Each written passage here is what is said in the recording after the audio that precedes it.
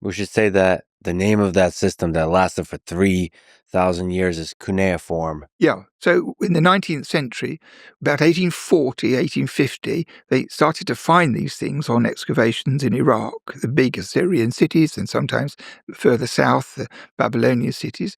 They found these clay tablets, which in the ground lasted unimaginable lengths of time, and they were all written in what we call cuneiform script. And the cuneiform part of it means wedge shaped, because cuneus in Latin means wedge.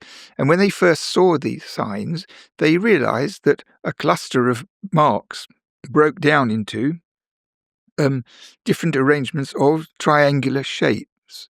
And that's most clear on the Assyrian reliefs, where the writing is very big, and you can easily tell that they were that shape. On a tablet, the wedge is not quite so predominant.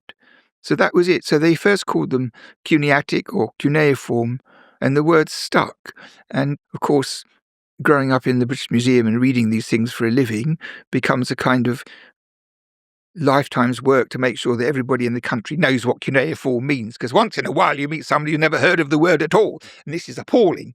So people do survive, however, but it's an important mission because it's such an achievement by man, and so much knowledge was encapsulated in these lumps of clay, because they used it for everyday things like letters and business documents and contracts. This is one thing.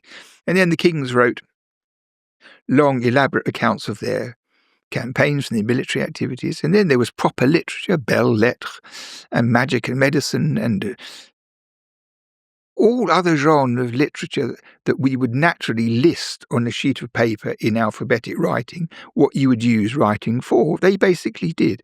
And it had the unexpected quality that most of these clay things lasted in the ground until now. So, however many hundreds of thousands of tablets are in the world's museums and collections, there must be millions of them in the ground awaiting excavation. So, in a way, that's a comforting thought, because they're safe there and protected. You've said that the development of cuneiform, of these tablets, of written language is one of the greatest, probably the greatest invention in human history. How hard do you think it was to come up with this? And we should make clear that that very specific element of encoding sound on the tablet, that's the genius invention. Drawing a picture makes sense.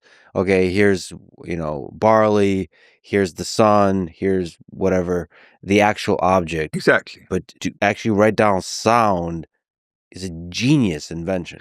Well, I think it's rather paradoxical, because the first generation or so of tablets that we have are written in these pictographic signs, where each sign means what it looks like. So this is a very limited method of recording messages, and it doesn't lend itself to recording grammar.